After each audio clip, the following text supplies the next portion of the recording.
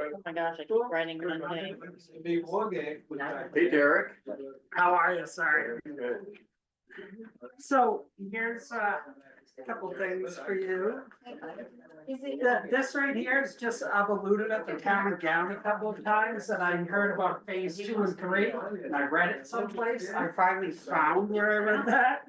So I'm like, I'm gonna give you guys, for some reason, I have two opinions, so. I think they're way off. Yeah, this one definitely is. No one's really talking about it. I'll give to the rest of it later. On that one. It's just a legal question I asked on, That's me. You need on sidewalks for further study based on what we may discuss it tonight. So I'm ready to go. We're live. Good to go. Yes, on public hearing first.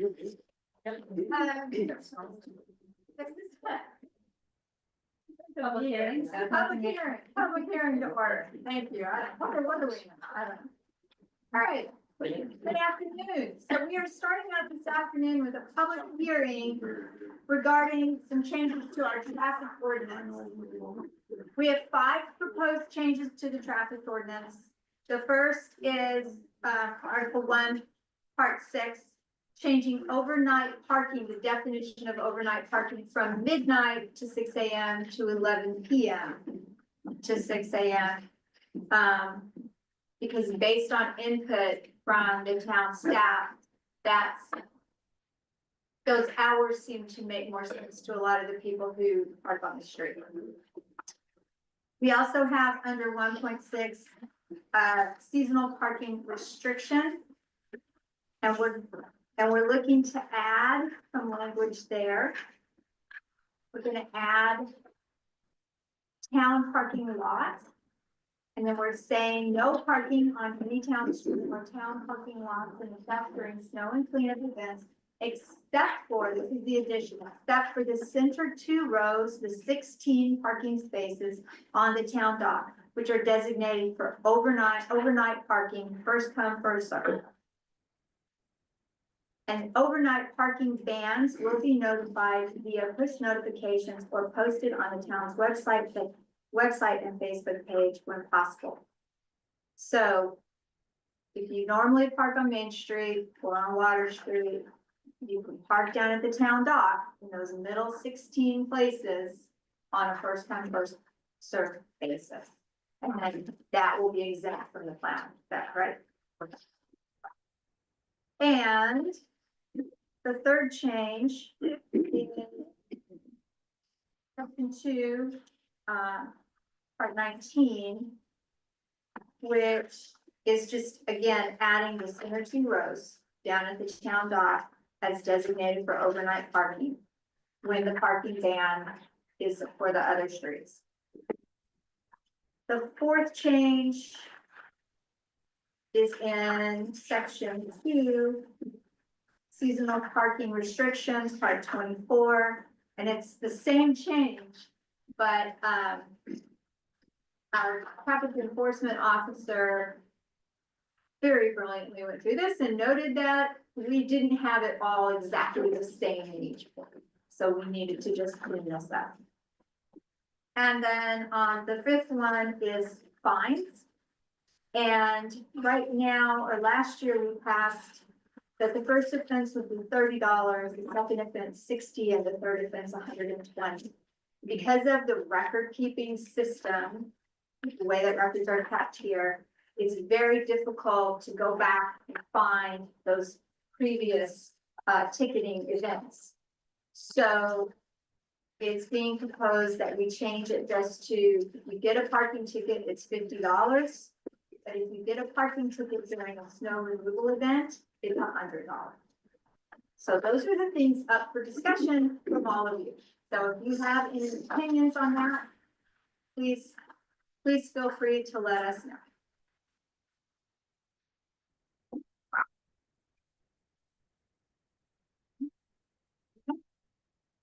What is the record keeping system? Thank you.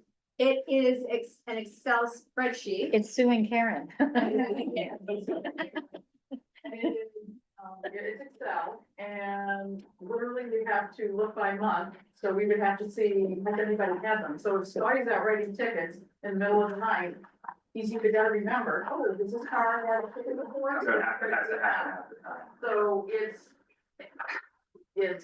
The other part about it too is that there's other people, say like Public Works, say he's gone on vacation and Public Works goes out there and issues tickets. There's no way for them to know how many tickets that vehicle got. And, you know, we try really hard to keep the communications going well-oiled, but, you know, it's proven to be really difficult over this last year going with that method. The other thing is that on the ticket, there's a spot for the amount.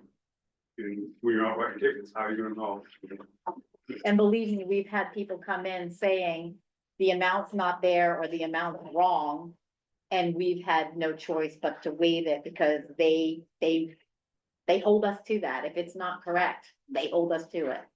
So it sounds like, would I be correct that most of the tickets we write are for the first time? So this sounds revenue positive. to increase the amount. Yes, that should be revenue positive. The other thing is that they have been $30 for Over 10 years at probably least. 10 years now, so. And we should tell you the truth, the $50 and the $100 was sort of a brainstorming thing between Steve and I, we're really just sort of pulling a story point. To begin with, and we kind of thought it sounded fair, during the, if somebody isn't supposed to be on the roads, you know, $100 is hopefully enough to make them not park on the streets, no. And $50, yeah, the $50 ticket stings, but if you get pulled over for speeding, I'm pretty sure those are more than $50, so anyways. Carol, what do they charge you get paid every time you get it? I think they're 50. Are there any other questions or comments? Okay, then. Would you have any questions? I had a couple. We do that here? Or do we do that at our official meeting? I think we do that in our official meeting. So, okay, we will. Do I have a motion to adjourn the public session? So moved. Give me a second. Yes. All in favor? Thank you. All right, so now I will call to order the Board of. The first thing on our agenda, we do a quorum. The first thing on our agenda is additions, deletions, or corrections to the agenda. I have none. Does anybody else have any? Okay. So we will begin by signing or by passing the warrants. All right, our first warrant is a general fund warrant for $40,968.38. It covers 31 bills by 19 vendors. And the largest bill was for $8,300. So do I have a motion to pass this one? Second. Is there any discussion? Okay, all in favor? Aye. All right, and our second warrant is a water department warrant for $598.59. It is 2 vendors and 2 bills, and I will move that amount. Second. Any discussion? All in favor? Aye.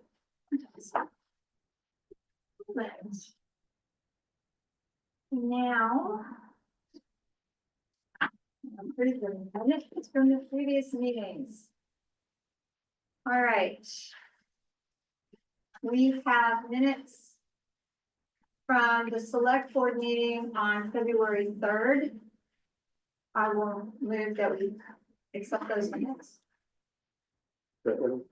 Any discussion? All in favor?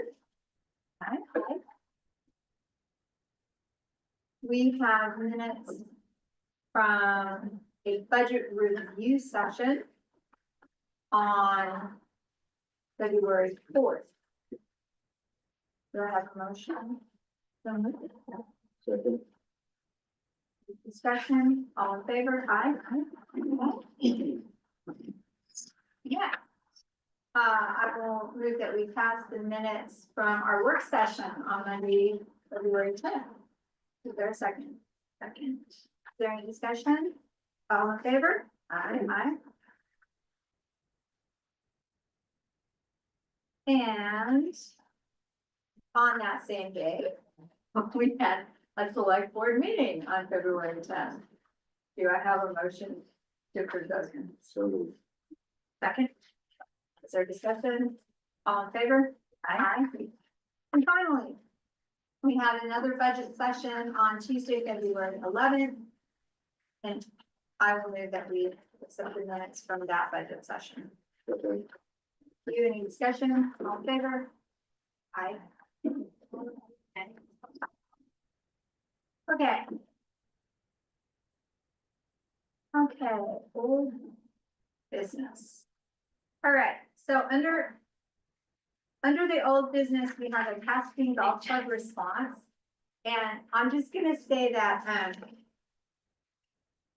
I'm gonna say this, but then it's not open for conversation right now. If we want to talk about it later, under acknowledgement of the public, that's fine, but right now it's not. So I just want you to know that we did receive, I may have told you this, but we did receive a response from Dave Taylor from the golf club saying that they have noted our concerns and they will share the contents of our letter with Bill Torres. The other thing that we're following up on is the pond. So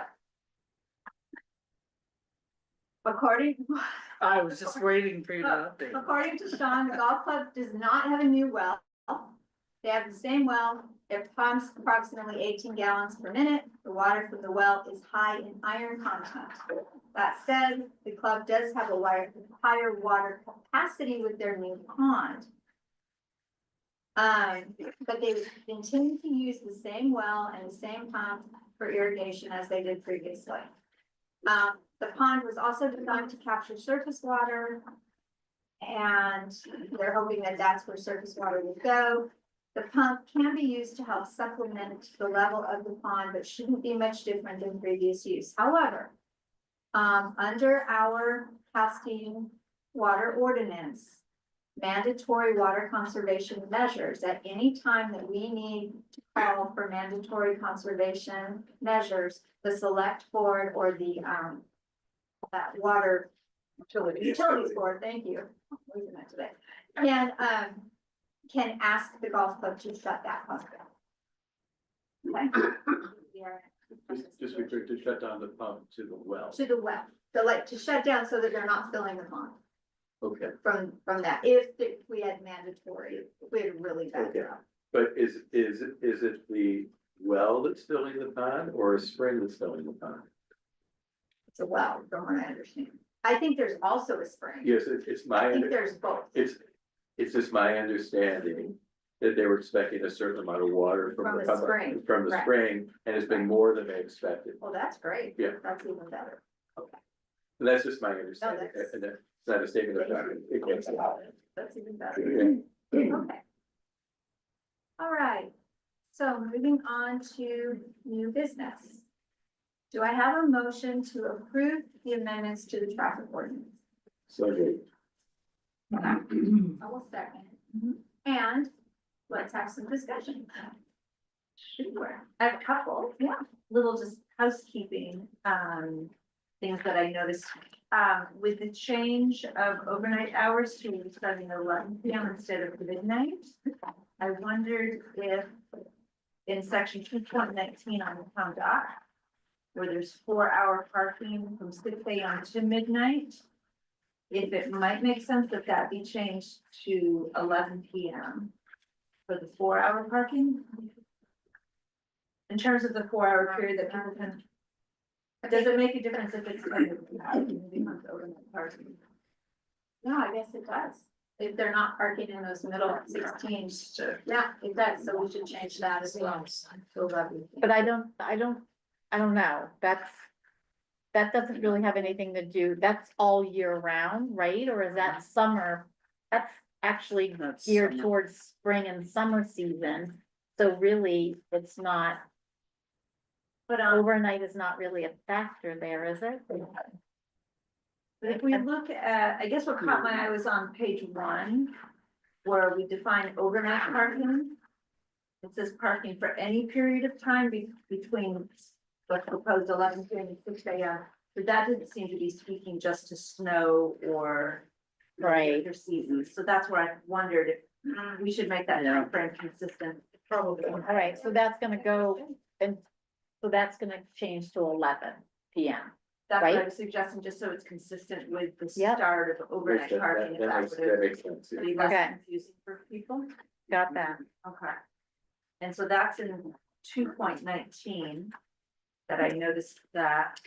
And then, just see if there was something else. There was, I think on the page 10, second to last page, under 5.2 for towing, on the 4th bullet, it says the own, and I think that needs to be the town. Just a typo. I was trying to figure out what we were talking about there, but I think that needs to be, yeah. I wonder how long it's been like that. The last,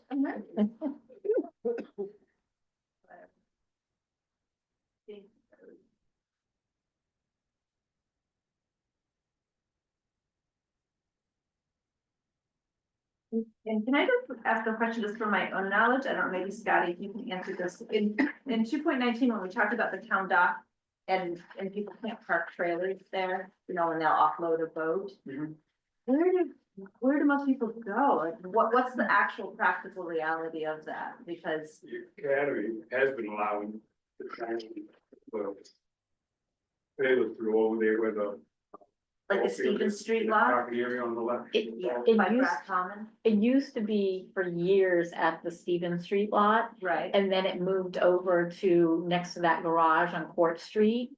So there's a little bit of space there. Okay, And then a lot of people we see that come in and ask this question to the town office, they'll go up on, you know, the streets, like if you find going down Water Street past Eaton's Boatyard down in that neck of the woods, they'll pull, after they launch their boat, they'll pull up and park their trailer there while they're going out. Most of them are days, but there is up to 96 hours of parking down there. okay, good. I was just kind of curious how it works.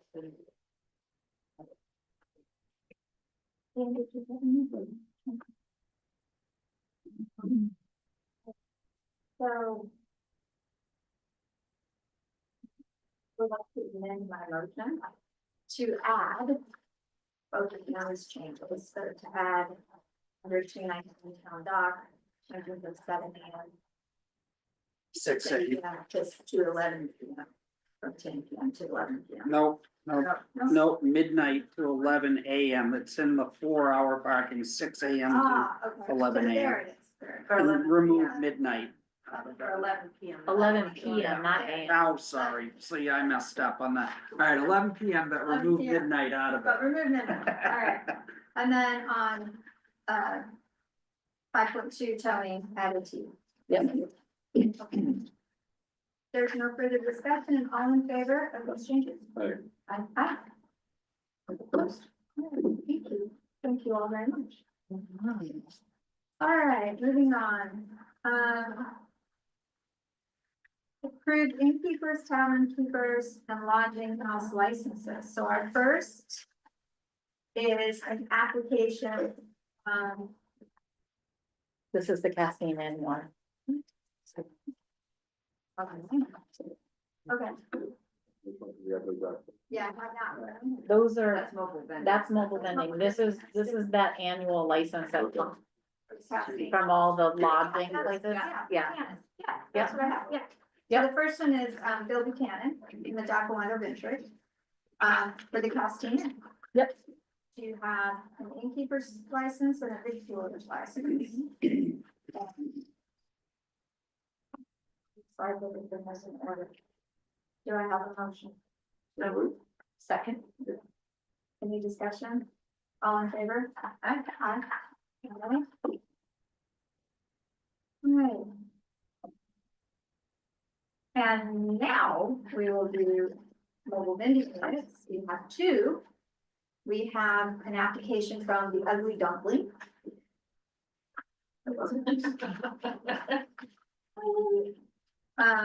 And they plan to be here, it looks like starting August 30th.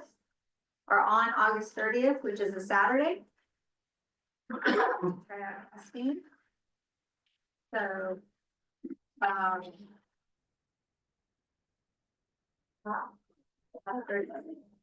I have a motion? To approve the Ugly Dumpling? So moved. Second. Any discussion? All in favor? Aye. Aye.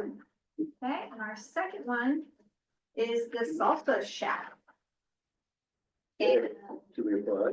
the Salsa Shack, would like to be here for, this is 3 days. I don't. They are gonna do the 4 days, and it's actually, there's an email that should have been attached to it. It's in May. Yeah, it's gonna be the Thursday, Friday, Saturday, and Sunday around. Graduation. Is that right? For May graduation? Yes. So it would be the 1st through the 4th, Thursday through Sunday. Okay. Okay. Good, thank you. All right. I'll move that we accept Salsa Shack's application to come May 1, May 1st through 4th. Second. Any discussion? All in favor? Aye. Making me hungry. So now it's time for updates from boards and committees. And first is the Castine Merchants Association. I brought up a deck for everybody, just so you guys have reference. But there's not too much to update on our end, because it's winter and we have been very active. But we did have our winter meeting 2 weeks ago. So I just put some notes about last year's numbers in there for you guys. Last year was a pretty good year in terms of visitors for the visitor center. We had more visitors than the previous year. Our merchandise, also, we had a 35% increase in sales for merchandise, which is awesome. So we actually are restocking merchandise right now.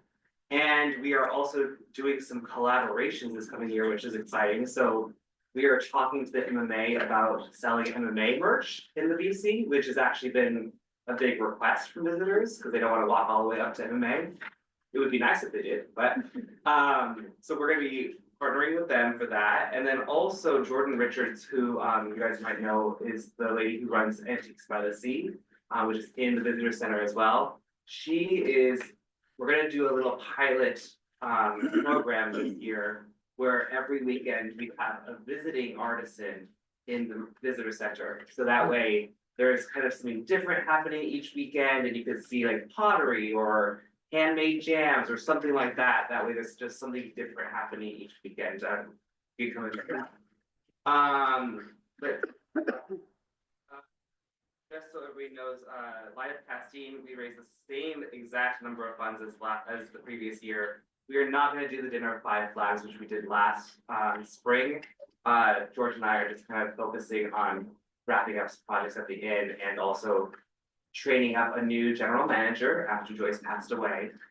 So we wanted to focus on those things instead of doing fundraiser this year. But luckily the CMA still has plenty of funds, so we're not going to be in the red because of that. We also increased our membership dues this year up to $125. And then just brief updates on marketing are listed. Our social presence is still very strong despite us being in the winter time. We had a pretty big boost in January and February. And Julia Gray, who's our new VP, is leading a kind of some research into how to better digitally market the town. So we're very good at print marketing, but we are kind of lagging in digital realms. And again, the membership wanted to reiterate from this last meeting that they're super excited for mobile vending again this year, and they're excited to see that we're getting other vendors who were not here last year coming in, because Sherry specifically mentioned that having fewer food options in town is tough, and everybody's super excited to see the new owners of the Castine market coming in, so that's been great. And then also we are working this next month on kind of recapping the successes and failures of the holiday event. So we are gonna be meeting with people from the rec committee as well as people from Dr. Mary Cushman's circle to figure out how to better approach that. People also threw out the idea of having a separate small business Saturday push that weekend after Thanksgiving, so we might be doing more events in December, we'll see. And then, again, I wanted to reiterate this for Sherry's sake, the idea of having a dedicated parking spot for visitor center volunteers.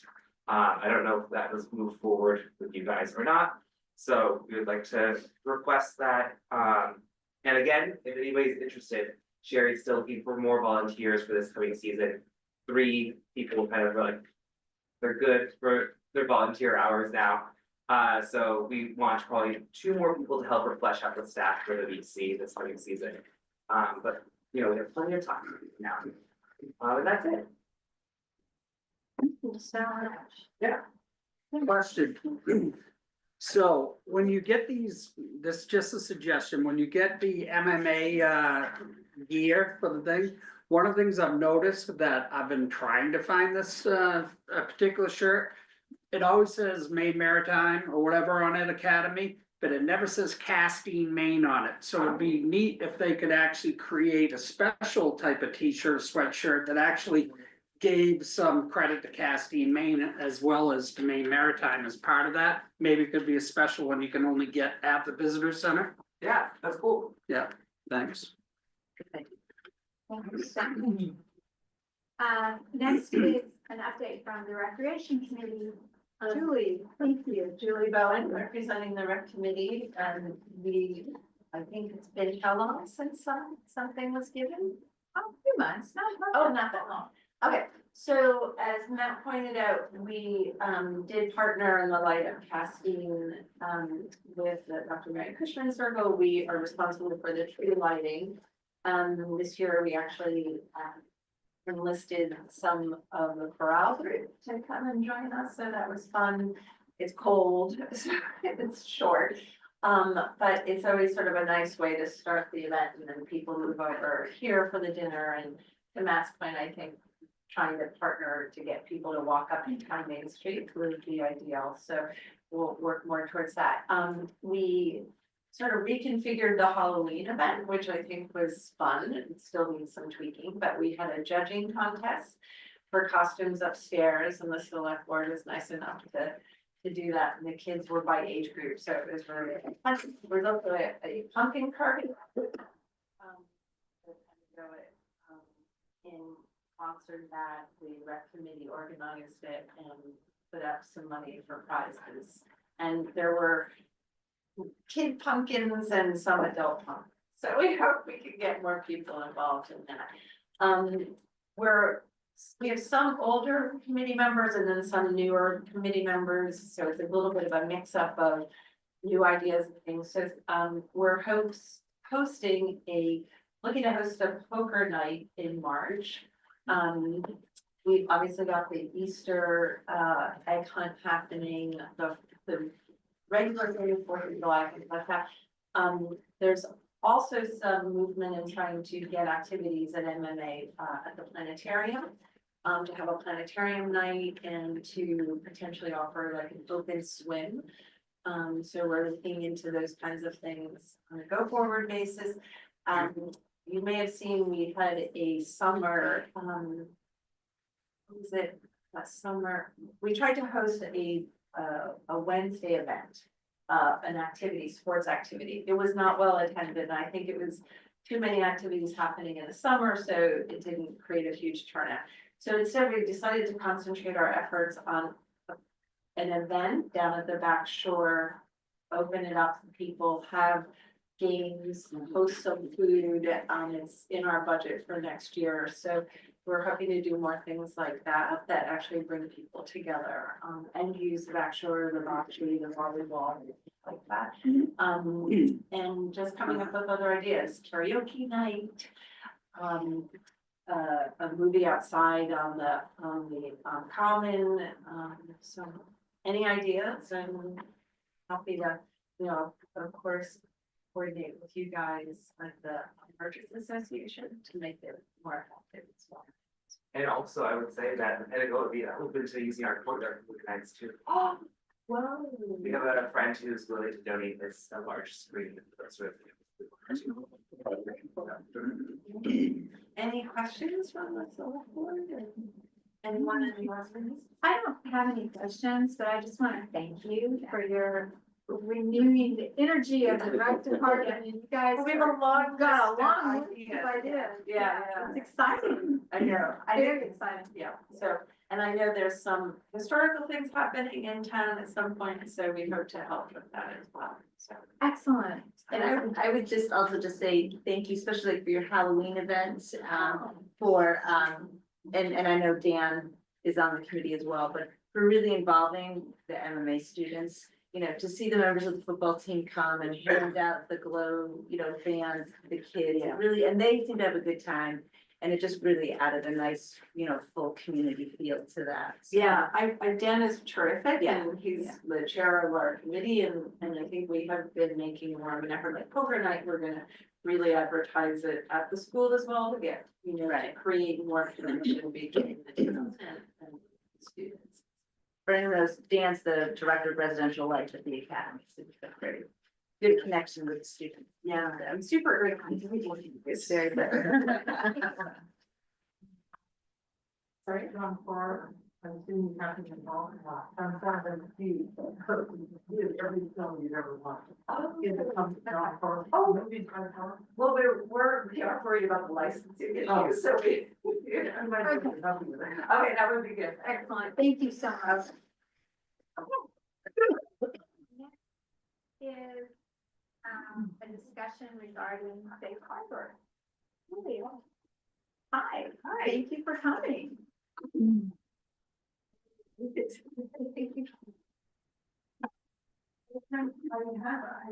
Want to make some copies of it. I actually brought in, the building application that Sean and I have been doing together too. This is just kind of everything. I have a bunch of the sales, like hourly, like few weeks of hourly from 2023 that are in the evenings, just so you guys could see what's happening. And I have the net from last year and the year before, just so you guys had an idea of what was happening here. And that's just that too. What else I'm happy to discuss anything, anybody. We have had some correspondence from residents who were concerned about the hours that you're open. Yep. So if you could just clarify for us. Yep, that's all in that. I have 2 different sets of hours that I put ideas for. I was just communicating with the girl who's gonna be kind of my right wing this summer. I finally found someone, which I'm very relieved about. And it should be. But you should tell everyone here. Oh, sorry. I had a hard time finding someone, but we found someone to kind of be with me this summer, and we discussed hours. Hopefully to be open 2 days, 2 nights a week as well, on top of 5 days. So Friday, looking at Friday, Saturday, I've been going over what was busiest and what wasn't the last 2 years, so. I'm up for any ideas aside from that, if anybody has any requests for times that I'm open, but I'm just looking at different ideas of what would best suit me not having much help down there. Doing like pre-orders or anything like that, or, you know, just open ideas right now, but I'm totally happy with doing a couple nights. But I plan to keep the hours relatively the same, morning, breakfast and lunch. All the rest of the time, but I think we might close on Sundays instead of Thursdays, because there was a lot of business that could have come in on Thursday, but barely any business on Sundays the last 2 years, so. So your closed days will be Sunday and Monday. No, just Sunday. Just Sunday. I'm up for, that's totally up for discussion. I want anybody to be a part of that discussion, but the times that I was looking at seemed that Sunday would be the best day to close. Because I have to at least close one day. This is really nice how you laid out how much you sell, and so. Yeah, I just wanted you guys to be able to see that, just so that I could get a good a good sight that there's really wasn't a lot of business. I was open until 8 o'clock in 2023 and there was not much business past 4.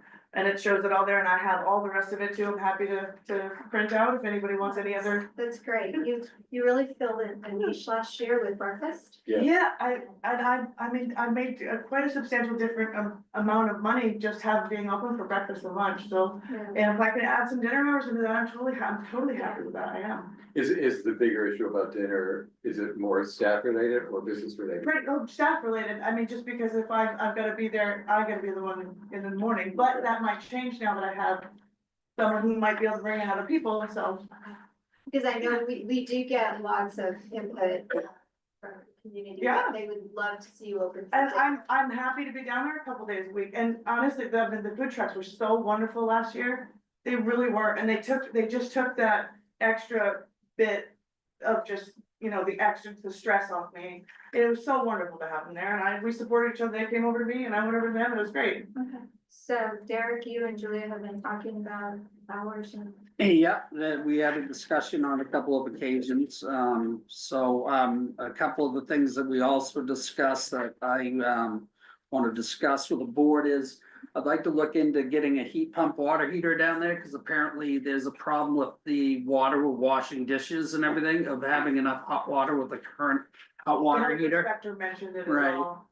So that's one thing, and then from what Efficiency Maine is telling me, after rebates, we can get those for about $399, but I still need to check with vendors. At the same time, I wanna look at doing the one here, just for the efficiency purpose of it. Maybe we get 2 for 1. They'll do 3 for 1. I'll do one at my own house too, if it saves town money in the long run, right? But I'm just kidding. But no, I'd pay for that one, of course. Yeah. I'm just thinking, you buy 3, maybe, they'll give the 1 free here or something. I don't know. And then the other thing was, the side of the building is, right now, it's just regular wood colored. She'd like to stain that white, so Make it it look matches the nicer. building and look nicer. And she's also got a brand new, I wanna say it's driftwood, but it's not. What, your sign, what is it? Describe that. It's actually Castine cherry that's 20 years old. There you A go. slab of it that I found.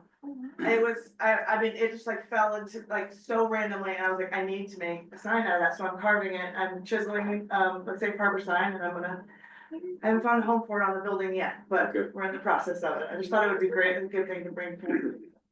And can we keep? Yes, if you guys want, I was gonna make some copies and I just didn't get a chance. But it's to. okay. Yeah. That's great, guys. Okay, well, keep in contact with Derek and he'll keep us updated. and Okay.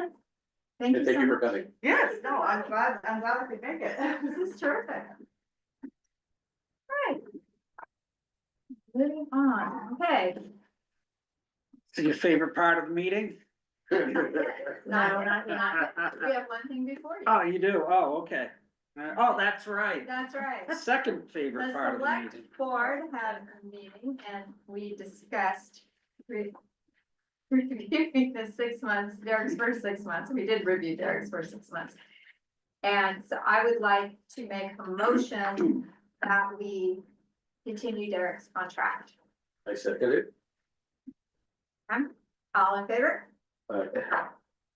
Thank you. Now it's time. All right, sorry about that. Let's see, waiting for Sean to get back. We'll work on that LD 2003 work, so we can try to get that in.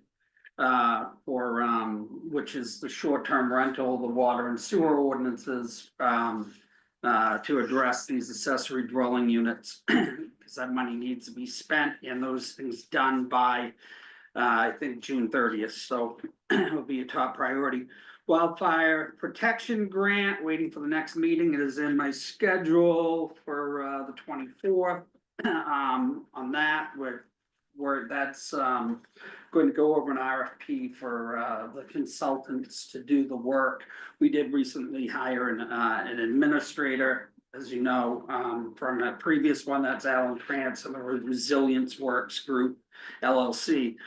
Solar update, I talked to him actually today. He gave me a call about The next meeting, I told him February 24th, which is next Monday, for him to have that ready for us so we can look at some of the performance stuff that we discussed in the work session that would have some of the other costs built in if we do this ourselves. I actually talked to him about a few other ones. I won't take up the time now since you'll just rehear it later on when I ask the same questions or he answers the questions that I threw at him. The OPM, is now the top priority, but at the budget thing, I mentioned a certain amount of money that would get us all the way to bidding. That's what Randy and I heard, that's what Joe heard, but we heard it wrong. That actually gets us all the way to the pre-design phase, that will show us what the building would look like. But it also has a good portion of all the other stuff done to know that the earth can support the building and things of that nature. Does that get us further?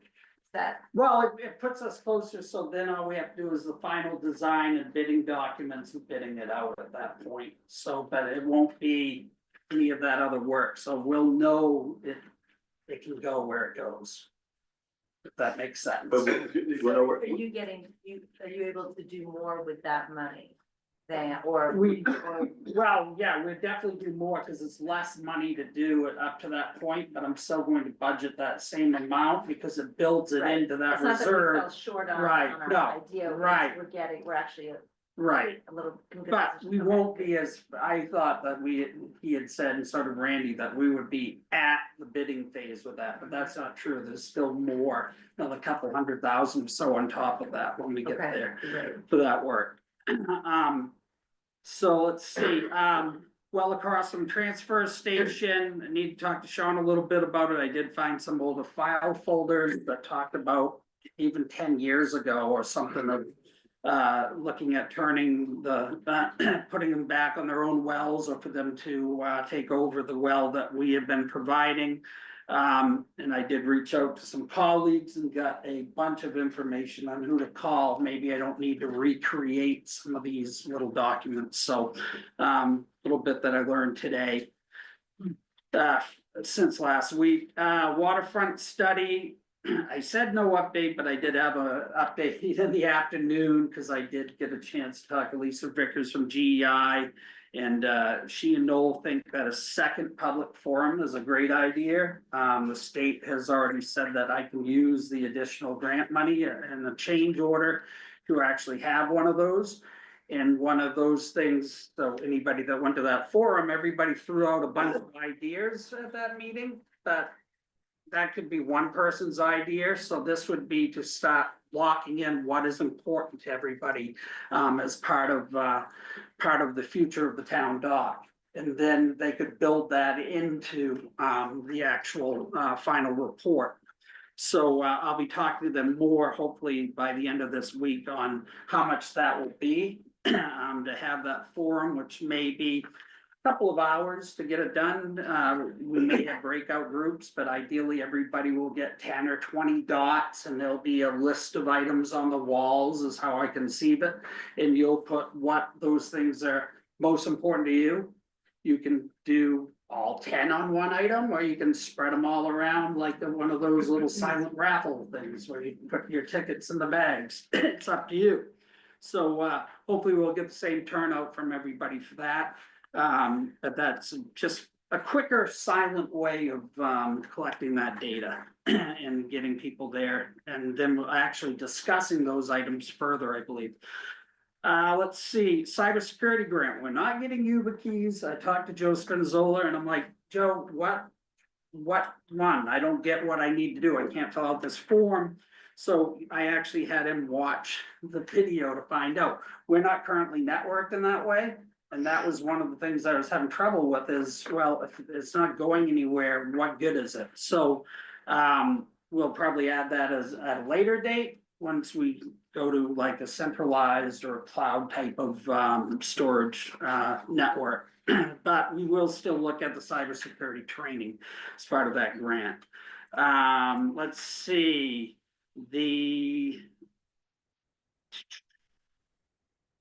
Oh, I just noticed, I was looking for it. You notice the CDD is actually hidden there underneath that.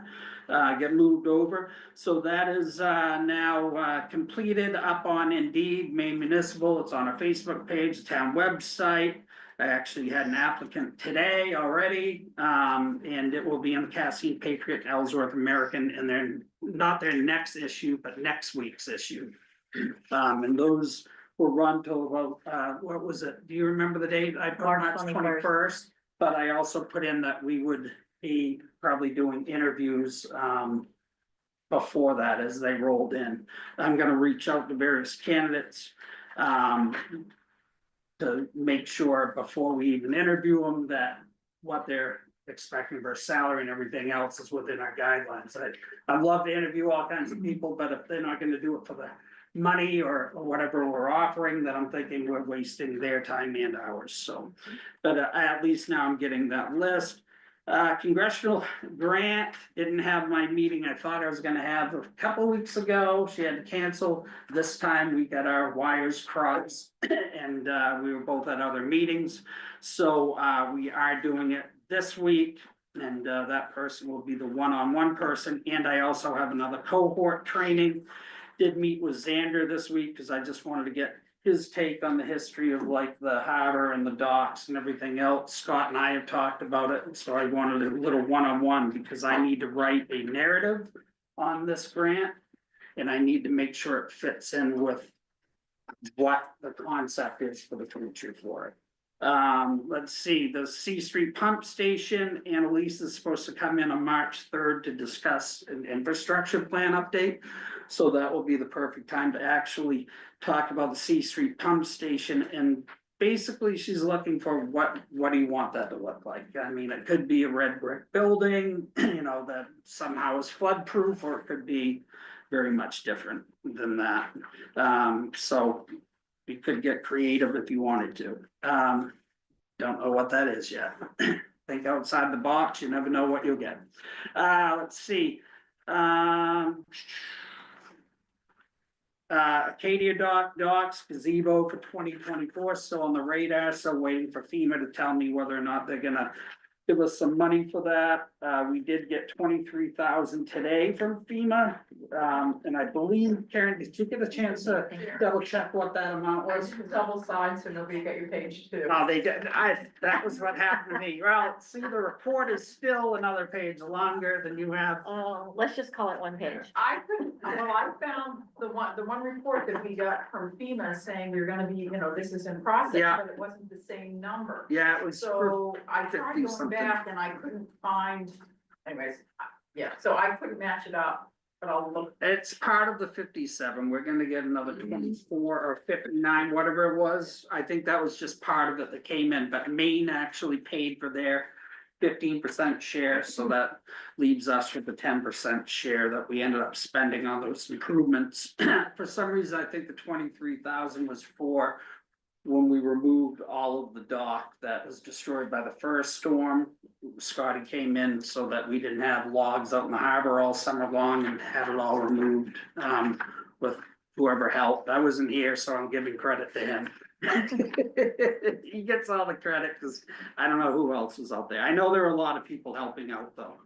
Let's see, T-Mobile grant, we're still waiting for that. MBRC, not gonna do a spring round. We'll see what comes up in the fall, for that. But I have a future idea, perhaps a little while down the road for a possible grant for that. Let's see, nothing on Community Resilience Partnership grant yet. Project Canopy, that's moved forward. We've signed the contract with the forester, so they'll be looking at those properties and start developing those plans over the next few weeks and months. The word on the governor's waste diversion grant at this moment. That should be coming out soon. Sue, let's get the general assistance on the next agenda if we can. We'll do a public hearing like we did for the traffic ordinance, and we'll just approve the updates to that ordinance, to the 2024 version. which is just a boilerplate ordinance that is created by Maine Municipal Association Legal for the communities. It's one of the things he mentioned that we should update when he came in to review a couple months back.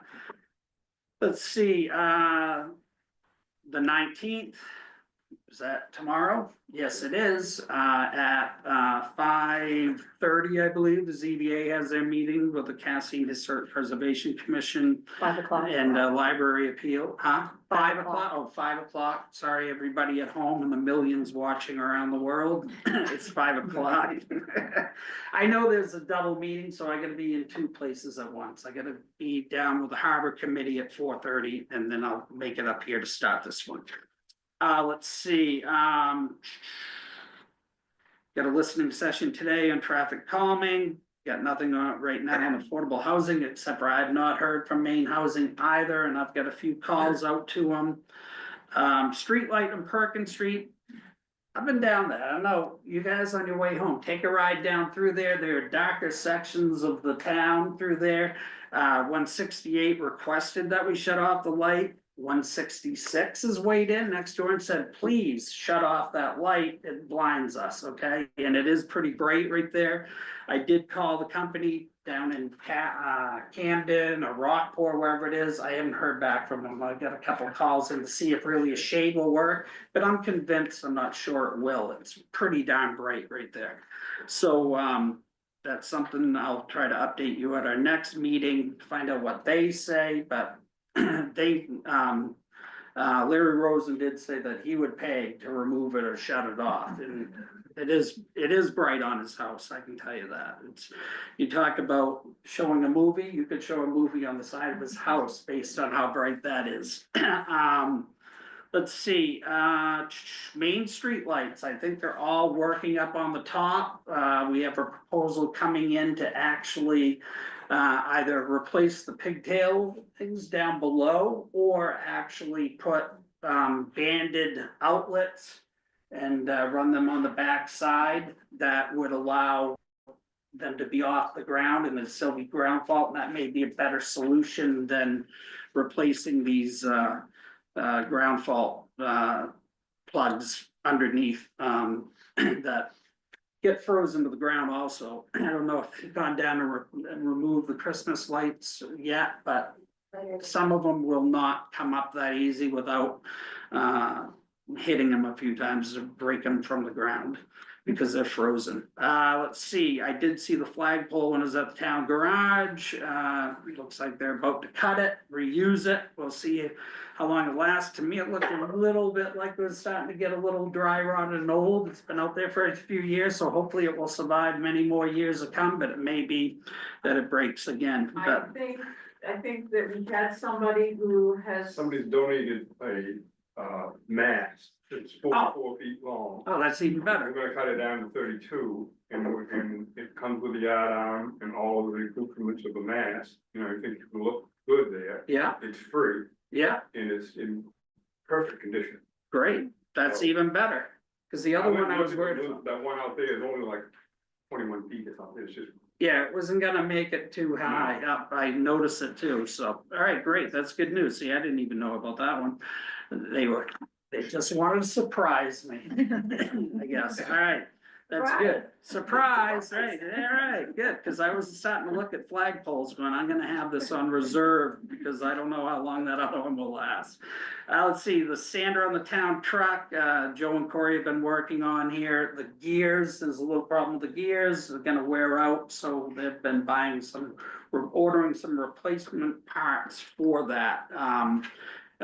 So if it does break down, we can get it back on the road, and we have a little ABS issue that they're bringing in, I believe it's March 3rd.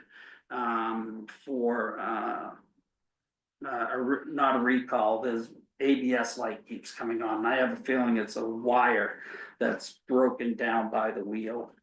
At least that's what happened on my car. It was the same idea that was going on. The module wasn't getting the signal back, except on warm days, then it worked. Let's see, and also, the harbor master will be discussing, updating or not updating, depending on what they decide, the fees for, the harbor, tomorrow. And Joe Spinzola, I'm going to, have him sworn in as road agent underneath the road commissioner, just so you know, and that's all I got for you. Does anyone have any questions for Derek? I'm wondering if the person who donated the mask, to Scott, wishes to remain anonymous, or was it No, it's Temple Blackwood. Temple Blackman? Nice. He's a metal man. Wood, great. You don't want a metal mask. He's got a huge sailboat out there, there's never been water on it, and the mask is like, no. And I don't know, Barry happened to mention Joe Spinizzola, I don't know if everybody is aware, but Joe Spinizzola has come on, he's now part of our public works department. Young Joe Spinizzola. So everybody is aware of that, That's what he is working with the computer. he's still doing that on the side. So, Any other questions or comments? Derek, did you have on here that you thought we should vote about the well from across from the transfer station? Would you want to do that today or wait until you? Let me get a little more info when we're ready to go on Just that. wanted to make Yep. sure. Yeah, Can I ask one question for Temple's gift? Has he been thanked or is there a letter that should be sent to him? we should send a letter, yeah, we should send something, yeah. We can, However, I don't know. if how one of that's you guys usually wanna done. put something together, or we can do it, and then we'll Yeah. get your signatures on it. Sure. It just it just. literally got finalized, so it's not It's something not like that's it's been, old yeah. information. Okay, good. Good, no, it's very nice, very generous.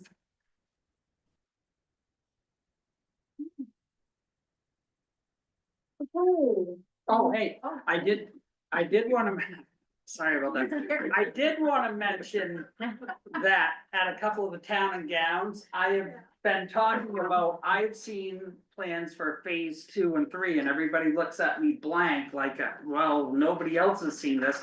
And I said, I've seen it someplace. Well, I came across it doing something else today while looking up, I think it was something to do with the harbor, and I came across the Mariner, which is a Maine Maritime magazine.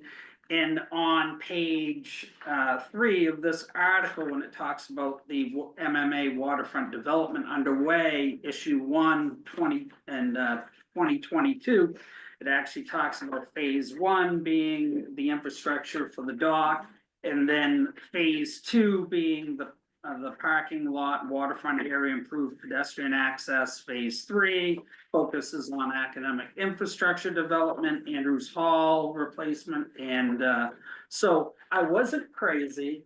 I did actually see it someplace, so, and I have it, so you have it, so when I misplace this, you can say, no, Derek, it is true. Okay. Even though they don't really have plans yet, those are conceptual, right, they're just conceptual, let's make that obvious. Okay. They're apparent. Yep. All right. Is there any other business? No? All right. Next is communication. And there are a couple, we did receive a communication from a resident about the wording on our website under the school section. And the school board has been working with Sue and Karen to get that rewritten and cleaned up. Appreciate that letter.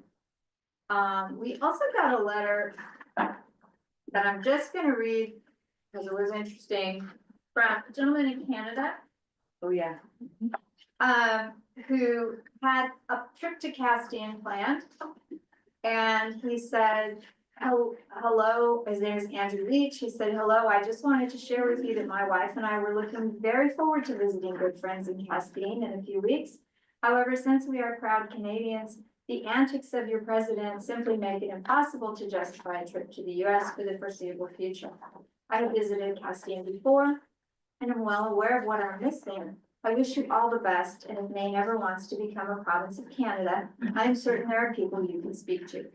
So, all the best, Andrew Leach. But I just thought it was interesting that we were receiving a letter from someone. I reached out to Mr. Leach and I asked him about that, and he said he had tried to reach out to Senator Collins and Senator Clean, but because he is a Canadian citizen, his emails bounced back. So he gets rid of them. So he went, I did. Yeah, I asked him if he wanted me to forward it and he did, so I did. So anyway, but, so that's why he was reaching out to us, because I was just curious.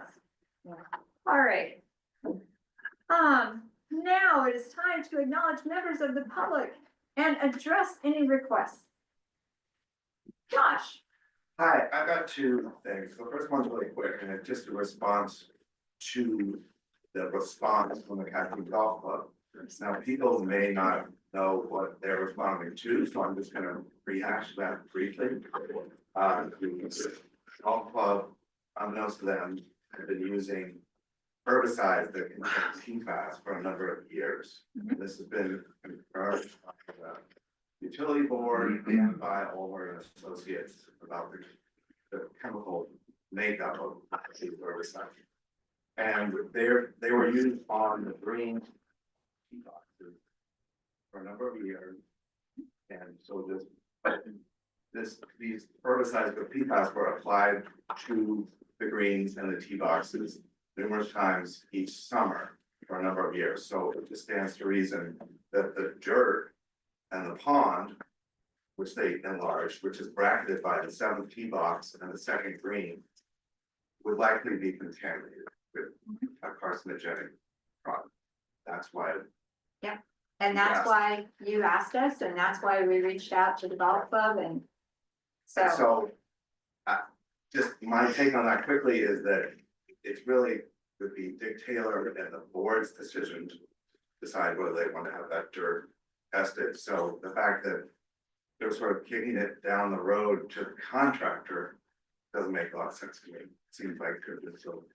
Well, at this point, we don't have say over the golf club. I And realize. so if you would like to reach out to their leadership, I think that would be great. Do you?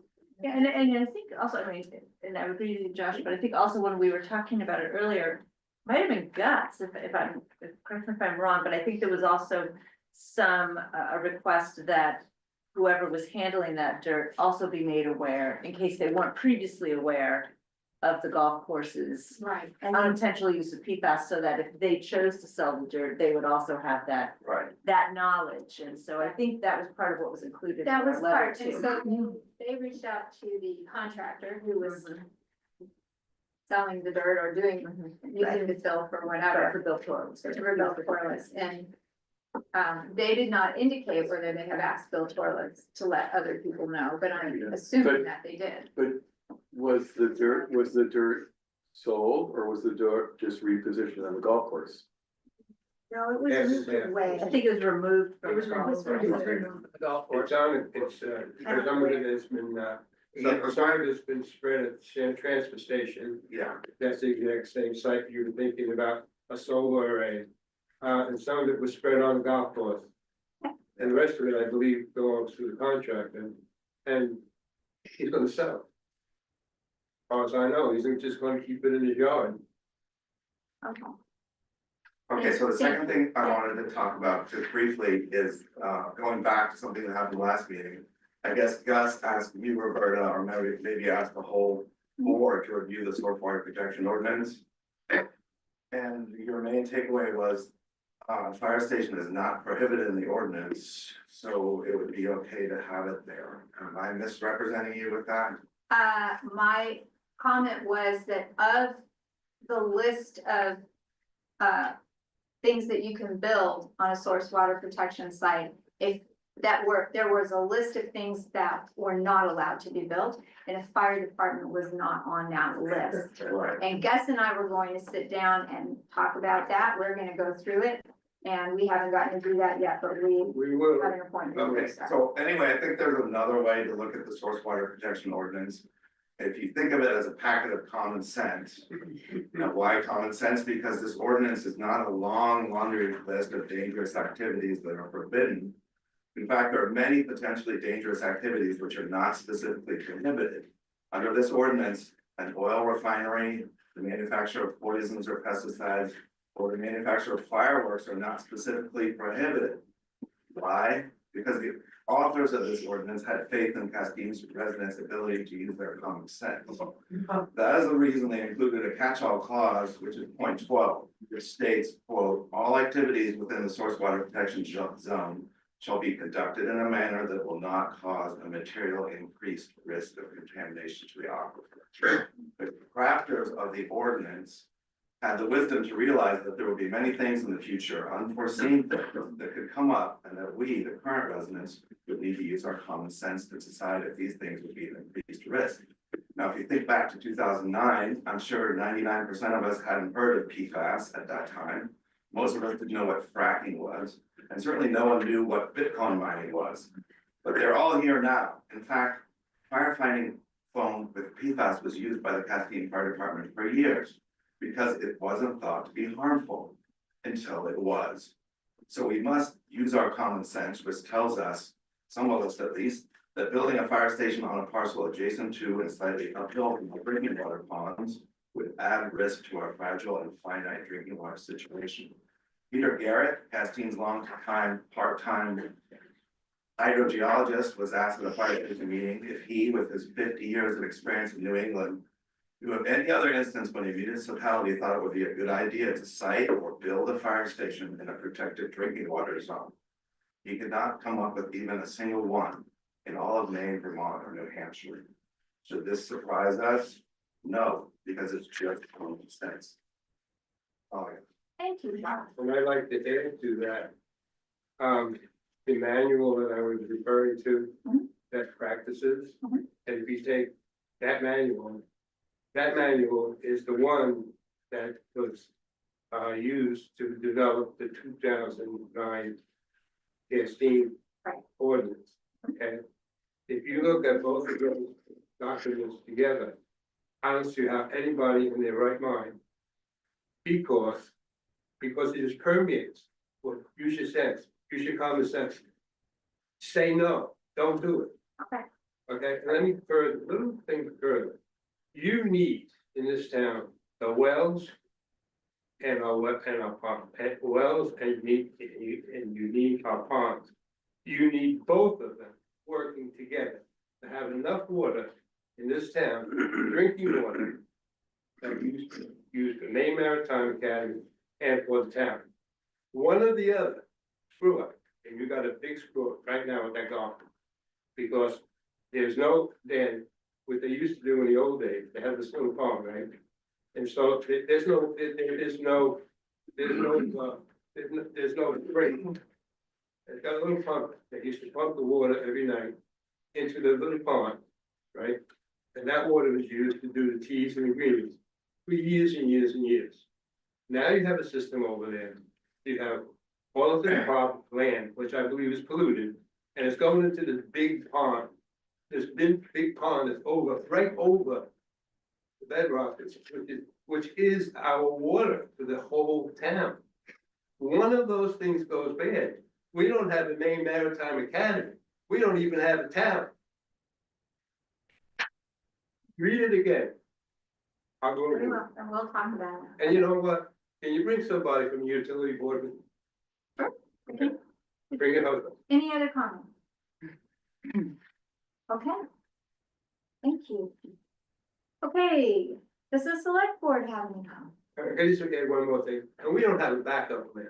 Yeah. If anything happens, where are you gonna get your water? Where's it gonna come from?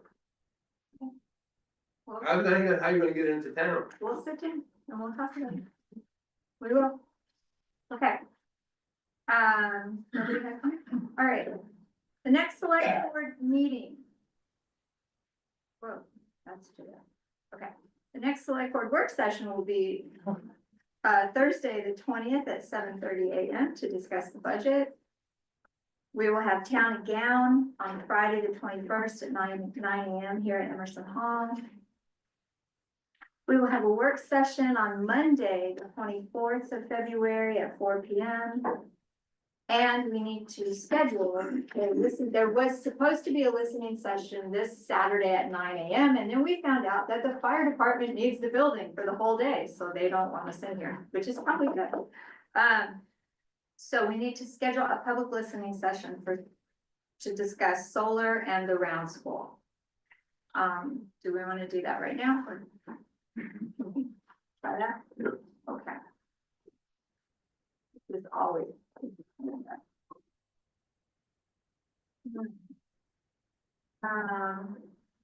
Thank you, Julian. Thank you. Yep. Okay, so let's see.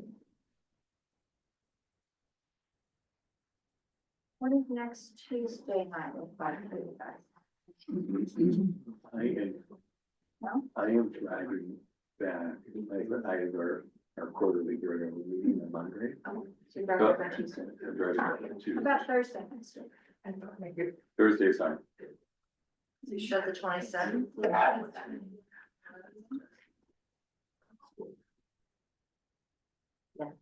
time? Seven PM? Is that?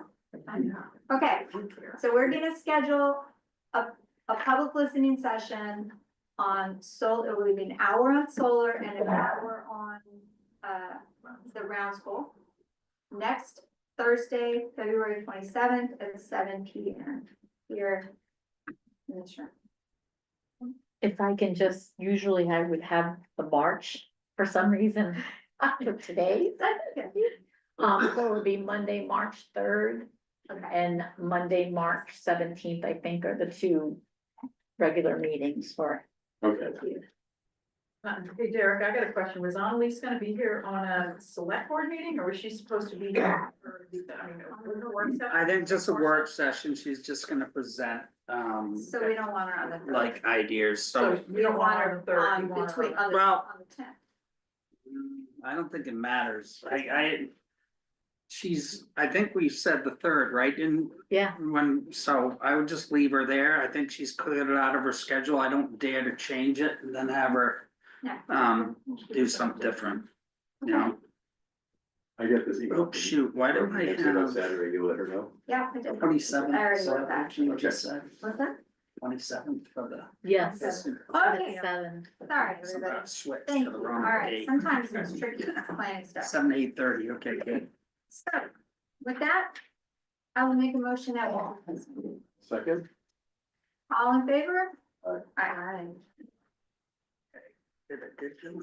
Yeah, So I there, okay, I'm gonna give everybody a 3-minute break. so you guys can sign. While we sign things, and then we'll have a public. Oh, yeah. I'm just gonna leave this going, right, as just a continuous thing rather than, yeah. Can you monitor to see if there are any comments? Because I think there's, well, this is all. You wanna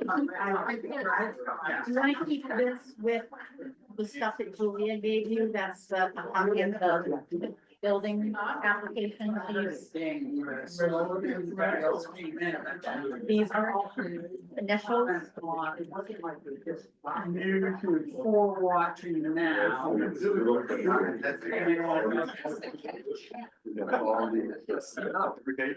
I'm gonna go actually into the YouTube over here. Maybe if anybody has a question, they can ask on YouTube too. So the 4 people watching, and well, one of them's probably me.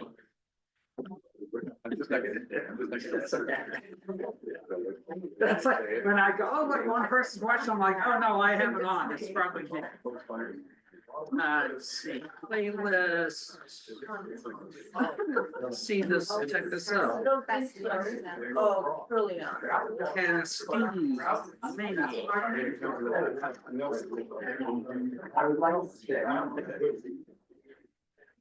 live.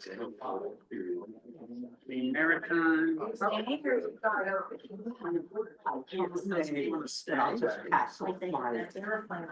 You know my philosophy, you've been together long enough. Yes. If you have a sidewalk in front of your house. Now is after 6 months in meetings, I know. The corner. There's somebody. All right. Brooke, ask her to dance with you. Oh, there's fun watching now. Brooke, they took me to square dancing last week, and I was like, I'm yeah, well, whatever.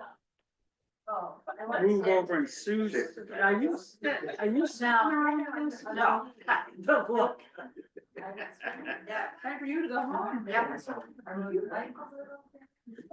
So, I'll talk to you later. Well, I don't know, you want me, let me make photocopies since I don't know where the other ones went, this little Yeah. thing I, it was mostly for snow removal is my question. Like, based on, we didn't, well, I guess we're gonna discuss it now, but I didn't know Johanna's, email she sent. Yeah, but you know what, I'm a little annoyed by it. Yoga, you're on TV. I was definitely a little annoyed by it. Because that was similar like what I wanted to ask about.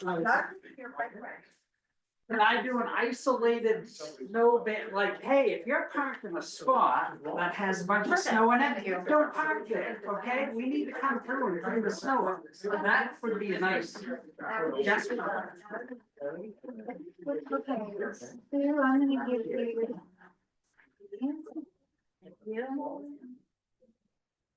Okay. Does anybody need one of these? Well, they're in your packets on the listening section. I just, Thank you so much. and then the other thing is I'll make those corrections that Amy pointed out and put everything in red back to black in the ordinance. Thank you. And have that ready for your guys, for your signatures, probably. I'll let you know during the week, and if somebody pops in, that's great. If not, it'll be at the next meeting. Once that's done, can you put this updated copies for our. What I do, once that's done, you guys will get all copies for your binders, and I'll scan it and put it on the website. And it goes into our records. Thank you. Yep, all right.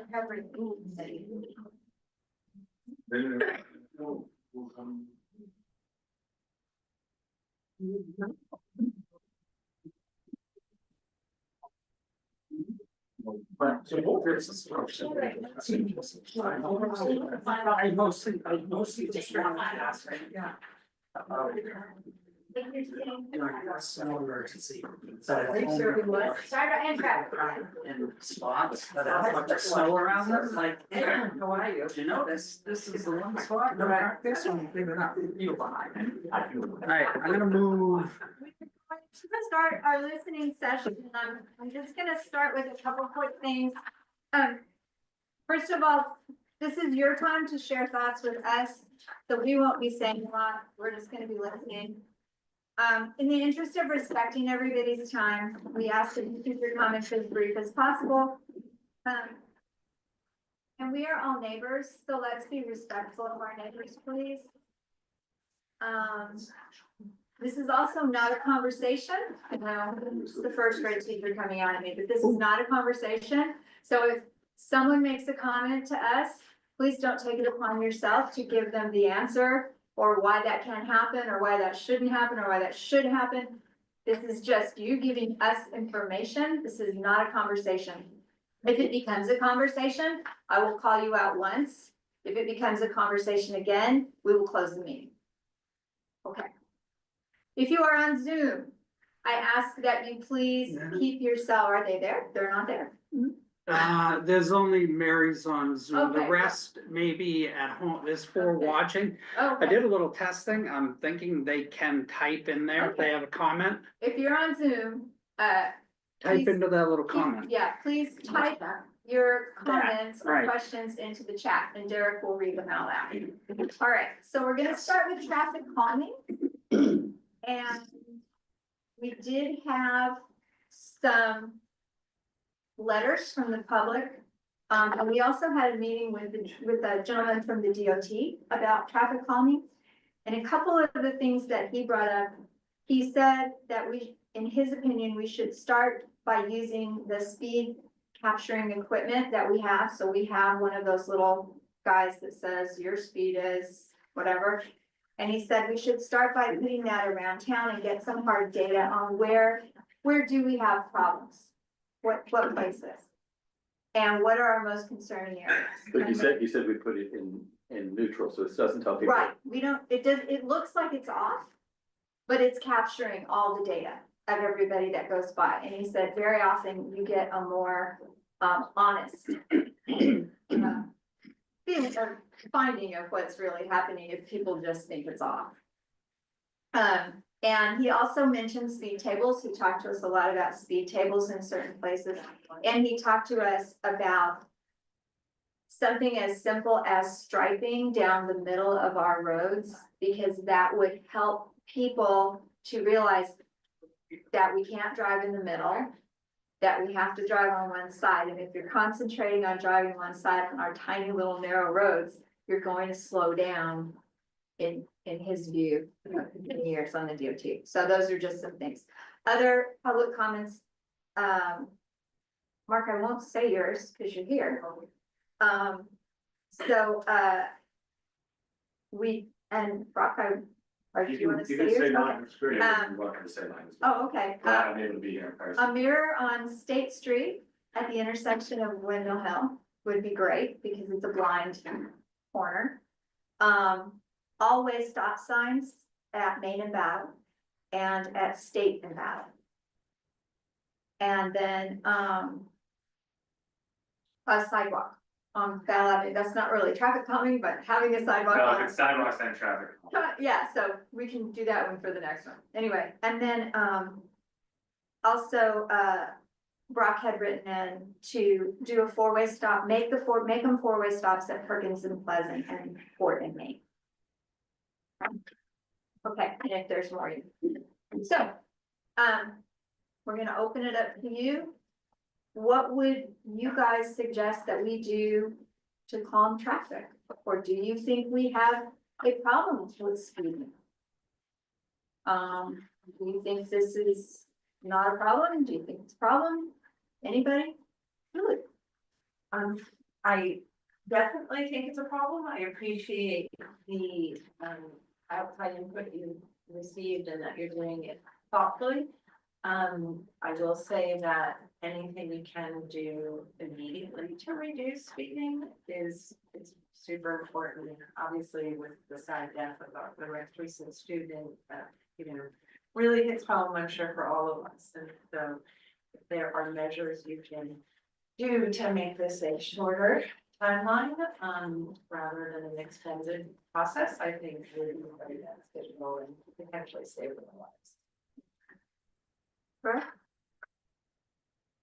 I don't know what to do about it, but I think Battle Avenue, all the way along, is something that needs to be attended to. Those of us who live on Battle Avenue here to speak.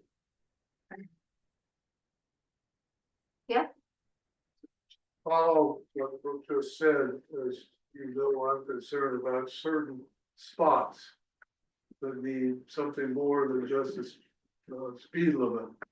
And we've talked about that in the past. There's a blind spot, as you know, right in front of the president's house. And it really concerns me with the youngster rewinding his or her path on a bicycle. With somebody doing, what do you call it, wheelies on a bicycle, on a motorcycle. Sometime it's gonna happen. It's really shudder to think of what might be the result.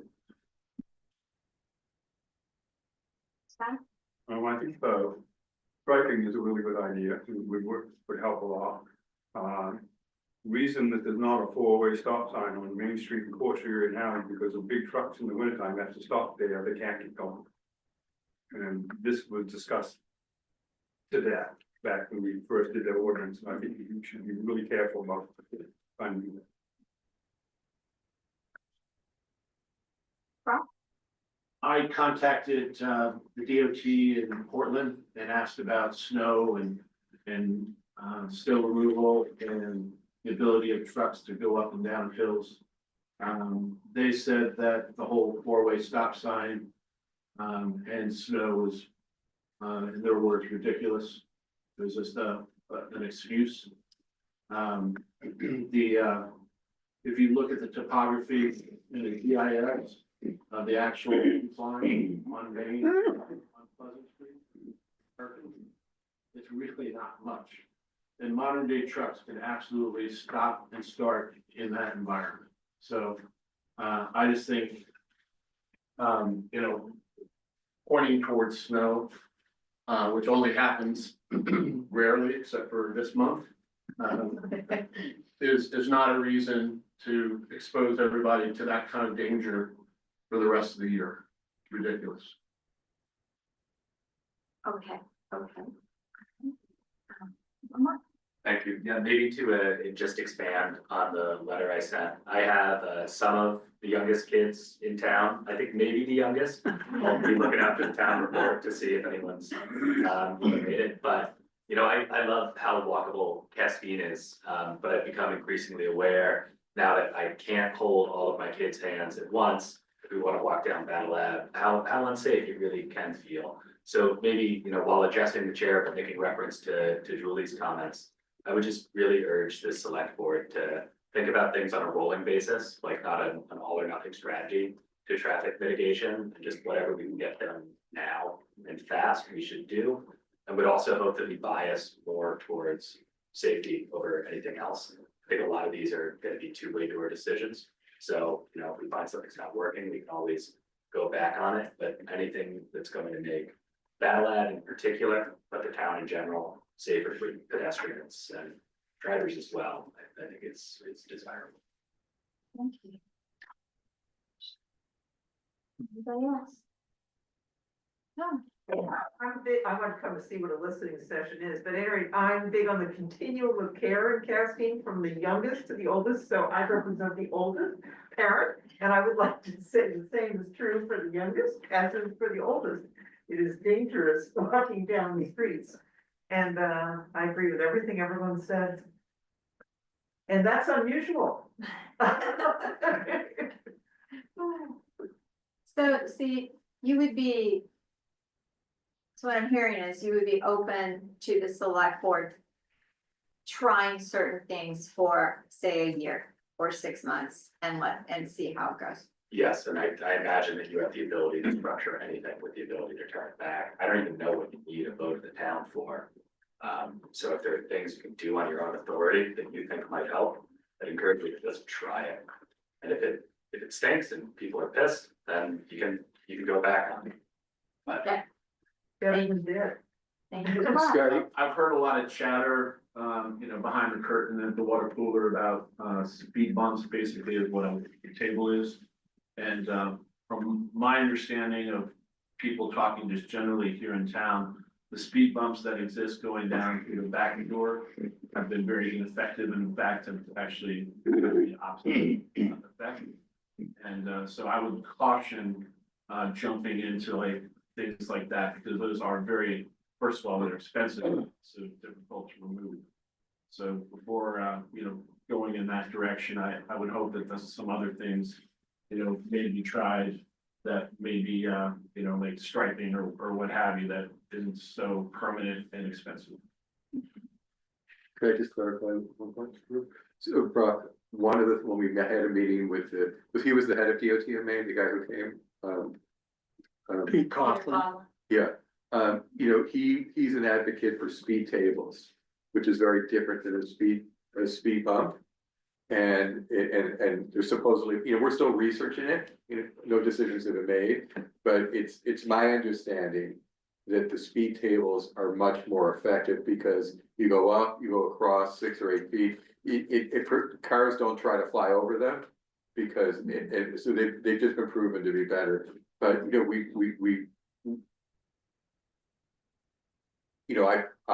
would just say, we really appreciate the need to do something. And if we can do it without a town vote, I'm just me speaking personally, I'm in favor of it.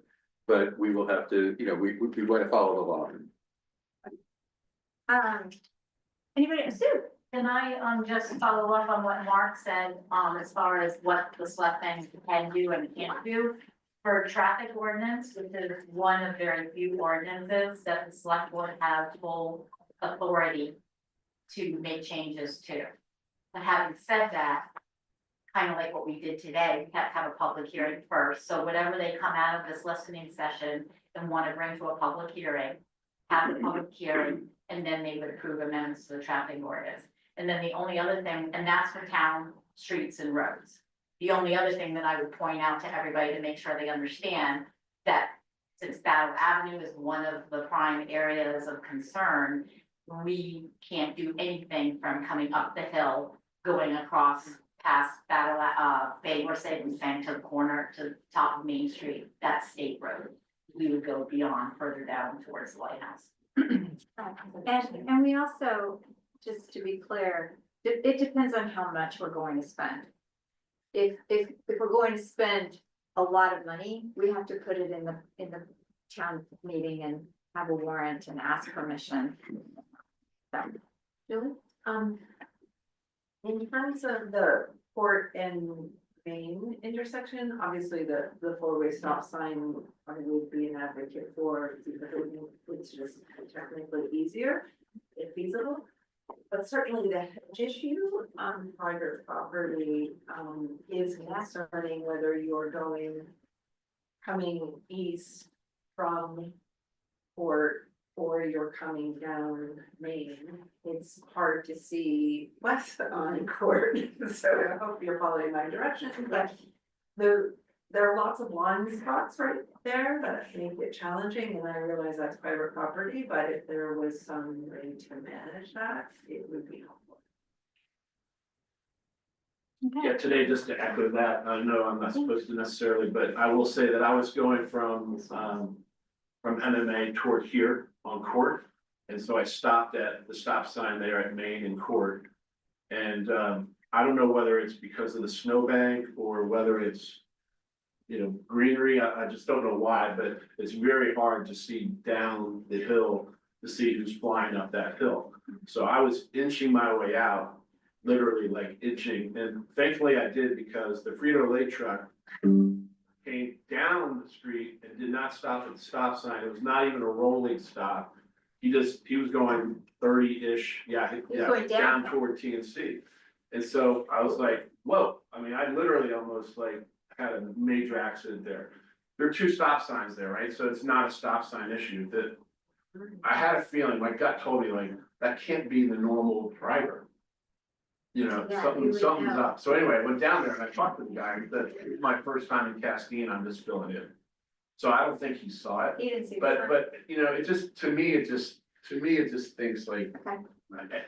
And a month ago, and I put that in my letter to you all, when I was coming up Main Street, taking a left on to Court, my neighbor almost took me out, and he was coming down Main Street, and he's been down there plenty of times. Again, I just think a four-way stop sign is just, that's what people expect. And in a transient environment like we have, it just makes total sense to do that. I scratch my head every time I hear, oh, it's because, the trucks can't make it up when it's snowing, or the yacht people can't bring their trucks up. It doesn't make sense to me. Along that same line, last week, I was in our yard and a very long real truck was coming from the lighthouse direction toward Main Street on Perkins. And he was trying to make that turn at that corner at Perkins and Pleasant. And he literally hit the stop sign in front of Mike Coughlin's house and then reversed, and then he was gonna go straight and avoid the one-way piece, and he was gonna go, and then he stopped and thought better. He ended up backing up, and I don't know how he eventually got out of Castine, but that whole area there is so tight. And also technically, I think it's Water and Pleasant, that Dead Man's Curve there. That's another area where it's just super dangerous. And, is it calming or is it dangerous, or is it just general safety? But, whether you restrict, trucks from coming up that way or not, I don't know. But, that's where a lot of the students are walking. And there is no real sidewalk there. I don't understand the hesitancy of making that a safer corner. And there are a lot of ways to do that, and I haven't seen anybody do anything, and I wish they would. Thank you. Bobby? I hate to demonstrate my ignorance yet again, but I have a question just of arithmetic, and that is, if in fact you put a stripe down the middle of Main Street, just do it, and you have trucks parked on where they should be parked. Is there enough room? We have to measure that. It's certainly a traffic calmer for me. I come down that hill and I see somebody, I have to go. Anyway, I just was No, curious, that's, thank you. yeah, It's gonna take out. There's barely enough room to have two cars pass each other when there is When there's parking on the sunlight right on it. side going toward the water. And so if you are to stripe it, I think you're gonna have to have like on TV, the first down marker. You're gonna need to have a movable one, so like when there are trucks parked there, you know, it's one position, and then when they're not there, you gotta move it back toward the middle. So, you know, it gets tricky, right? All these little simple things all of a sudden get a little head scratching. Mark? Maybe back to Battle Lab, you know, with Sue's comment in mind, what's the plan for the state road portion? Do we make recommendations to Maine DOT? If yes, do we expect that most recommendations from a town are adopted? Is there anything that the town can do there? Derek, I'm gonna do that. But it's their road, they're not gonna let us probably do anything, if you're talking about a speed bump through there. They would have to discuss it, we'd be paying for it, I guarantee that if we did it. But that would be a question for Peter, But they're the not state allowed- sets the speed limits on all roads, so if they decided to drop that down. To, what is it 25 already? It's 30. Oh, okay, yeah, so they could try to drop that down to 25. We sent them a letter, what was it, over a year ago about Jeff Ackerman's concern with speed Yeah. coming up. Yeah. And I don't know if we ever heard back from them. Yeah, it could be on their list, it sounds like they've been short-staffed from, you know, I'm guessing, so there used to be one person that did it for the whole state, I don't know what they're doing now. So, Ridiculous, but, Yeah. but I think if we ask them permission to do things, we might be able to do that, we'll just have to pay for that. Just to bring it to everyone's attention, we are in discussion about increasing the police presence in town. And if that's something that we haven't finalized how much we want to increase it to. But it's certainly our intention to put it on the town meeting. Because if you know, according to the sheriff, the arrangement that Stonington has been very effective. I guess, how many hours a week are they paying? So Stonington is paying for 40 hours a week. Of a sheriff at $125,000 a year plus. Yeah, it just went up to 135. Yeah, so, you know, so that it's certainly something that I'm in favor of, but that's something that will have to go to the town vote. And they require a 3-year contract. Yeah. So it could the device, what do we call this thing that would be blank, but Yes. it would tell you how fast it is? Yes. Yeah. How much effort would it take to put it out? We're working on it. We're working on getting it out there. So It needs a trailer, is that correct? It needs Yeah, a trailer, I- that's, I- we're trying to get a trailer. I think I found one, but I don't know whether it's gonna look like a little garden trailer or not. I don't care. Yeah. 'cause we So I really don't did want that. it on that, cause I have a feeling somebody will pull it away, so I wanna make sure you can lock it down and it's heavy enough that you can't just carry it away with you. Cause otherwise I get a feeling it won't be there that long. And are we Derek, are we thinking of putting that on first, or do you? I don't have any preference, to be honest with you, where it goes once we get it working and everything, yeah. Do we have the unit? We do. We do. We just need the trailers. So we gotta figure out how to hook up the solar panel to it too. But we're Right. working on it. But we don't have the trailer, we have the We have. Solar the panel. device, we just need to do some fabrication once we get a trailer to attach it to. One other thought, which was never on my radar, but somebody recently brought it up to me. Not sure why we don't have always stop signs at Mains and I guess it's Water. So the heaviest traffic, you know, pedestrian area, I think, in town probably.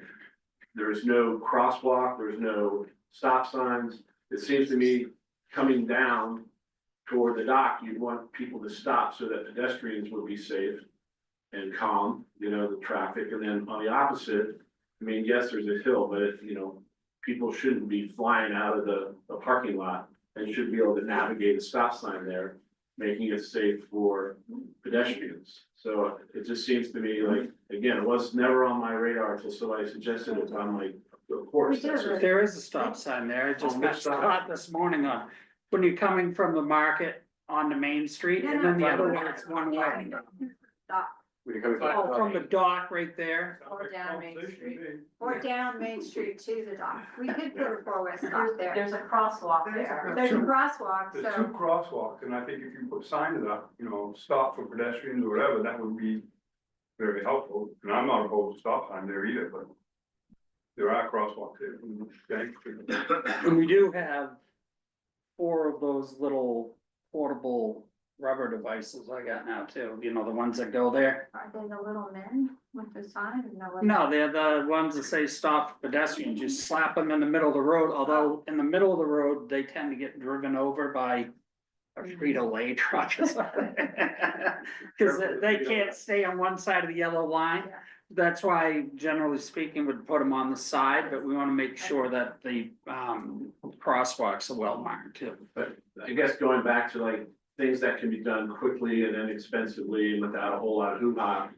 Stop signs to me are just like, that's one of the most basic things to calm traffic, I would think, and also just general safety. So I hope the select board will seriously consider these areas. Thank you. Brooke, I'm sorry, did you have one?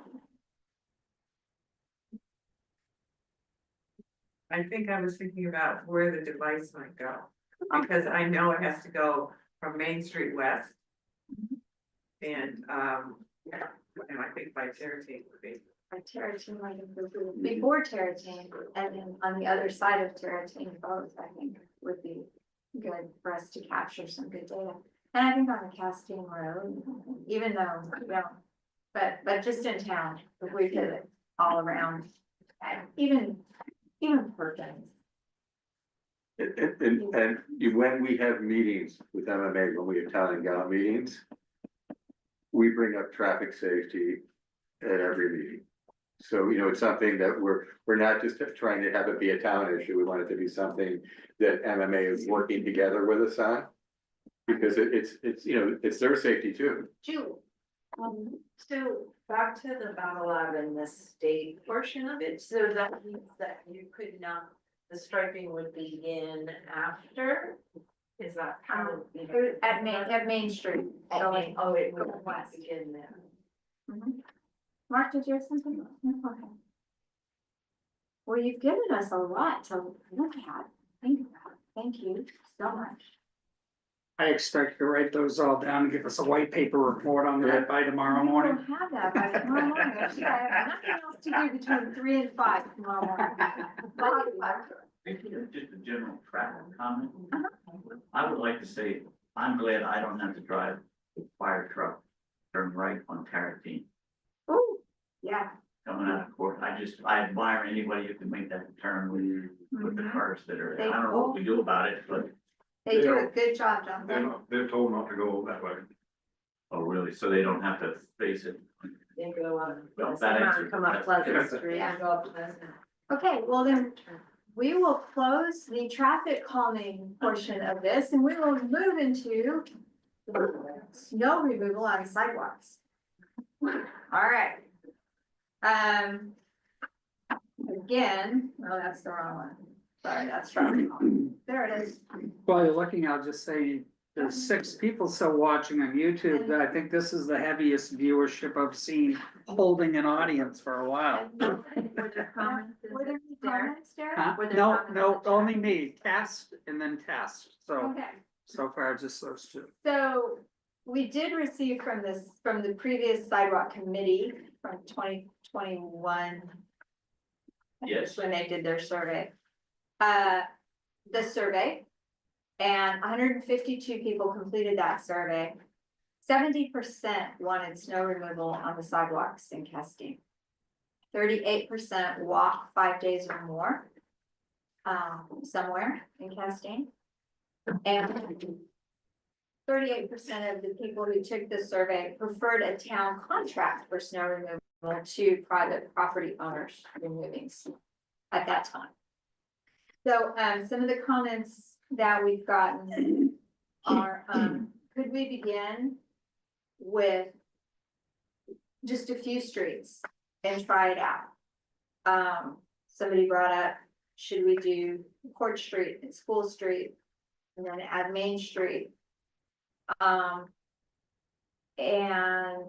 we also had someone write in and ask that the students that park on Main Street, can we encourage them for snow events to park down at the town dock so that you can actually plow Main Street and shovel the sidewalk in front of the shops. And I thought this was kind of neat. Can we put out some sand and salt boxes in different locations so that people who are walking down the street, if they see an icy patch, they can scoop out some salt and throw some salt down. And then another thing that we got was, and I think this is a really important one, especially in a tiny town with roads created for carriages. Even if we shovel the snow off the sidewalks, where do we put it? Right? We can't necessarily throw it in the street. And we can't really, there's no yard to put it in. So with that, I will open it up to your comments. Scott? I think the town of Castine should be responsible for that. I think, if you wanna contract it out, that's fine. Probably the best idea, because you don't have to buy equipment and we're only got right now 2 people in that department. So it would be difficult to have them doing that when they're trying to plow and everything else, so I'm not in favor of them doing it. But I think it should be contracted. And I definitely think it should not be the problem or liability of the property owners on the sidewalk. I don't think that's correct at all, that if somebody, well, I shovel mine every time. And I don't mind doing that, but I don't wanna be legally liable for it. You know, if somebody slips here because of ignorance or whatever. I don't think landowners should be liable for that. You know, I think it would be really unfair for the town of Castine to do that. If the town of Castine wants the sidewalks clean. That's your job. Thank you. Anybody else? So this one, that survey you had, when was that done? 2021. Yeah, 21. So in 22, during the town meeting, it was unanimously voted down, unanimously. So, you know, I don't know what happened. Yes, unanimously. At the well, it wasn't quite, but it was. Oh, it was, that's Was what it voted, that's. was it unanimously, but it was voted down, I think it was voted down. Would we purchase the piece of equipment? That was the one before it. The second one was about people shoveling their walk. Their own walk. And that was unanimously That was defeated. not popular. So I don't understand, like, that's great, the 2021 information data, but then, you know, in 2022. Yeah, you know, I just don't understand why it's being surfaced again. I You put know- that in my letter to you all, it's like, is this somebody's pet project or what, why is this resurfacing again? I can't say, and Sue could probably answer it better than I, but it seems to come up every few years. Right, so either 1 or 2 people are out there banging the drum or something, but No. when it's unanimous at a town meeting, I don't understand why this is like back up again. Bobby? As a member of that committee, we spent about 14 months and we banged our heads against the wall and I think we got the message. I think the reason it was voted down is the point that Scotty just made. If in fact the liability goes to the property owner, that was the issue. I think the general sentiment was that we got pretty much unanimously was, this is a town where people like to walk. It would be great if the sidewalks were clear. Now we have a couple of winters where we didn't have enough snow to do anything and so it bubbles down. But now we have a winter like this. And one of the other difficulties is if you watch the way the plowing does now, and it's really good plowing, but it have a shovel in the church. It's all up there on the, and so shoveling, just getting somebody out there with a shovel is gonna be hard without a machine and without the town doing it. And so I'm one of those, Brock, that said, you know, I think it would be great to have, at least on Main Street, where we want people to be able to walk up and down safely. I think rather than the middle of the street, I think it makes a lot of sense, but I don't know that the answer is that you get private. I mean, the reality is, if somebody falls down in front of your house and they sue you, okay, snow, or they trip on the sidewalk, people are liable whether there's snow or not. You know what I mean? Like, you know, if you are a private landowner and there's an accident of any kind. It depends whose property it is, and if the town owns a certain piece. I mean, somebody could trip on the first 2 feet of our property, Right. it's not ours. Right. So I mean, I think there's a lot. Right, but we live in a litigious society. If somebody, you know, if somebody wants to sue, they're gonna sue. Complicated. So Derek, I have a question for you. The percentage of sidewalks that are still treacherous, even though, you know, like in August. Like what is that nowadays? And my point is, whatever it is, like. A person will never be able, or, you know, contractor will never be able to make that particular type of sidewalk safe during snow. So, you know, so now we're carving out, I would think, exceptions for those sidewalks that, you know, are dangerous anyway, right? I mean, or not. I mean, you know, it's just, I don't know. It's just, there's so many sidewalks here that are just broken and dangerous. Yeah, I don't have a percentage. I think that's what they looked at in the study, right, Bobby? Of which ones to eliminate or gravel over and reseed down. So I don't know if we necessarily need to remove them all, but plant over them maybe. A few of them have grown in with grass and everything else and winter sand over the years, just accumulating on it. The other thing I want to add is that, according to the strategic plan, 40% of the houses in the winter are vacant. So that, I think, adds another layer of complexity to how do you make sure that absentee landlords or whoever they are able to clear their walks, especially in an environment where it's still very difficult to find professional contractors that are reliable and can actually show up on time and do the job properly. But if the town took on the responsibility for certain well-traveled, which is what the survey also indicated, this wasn't every sidewalk in town. If those that are, where you have students and commercial traffic, and so it would be good for the merchants, if in fact the town were able and willing to take on that responsibility, it's not on the private landowner, and it makes life a little better here. I think that was the thinking. Thank you.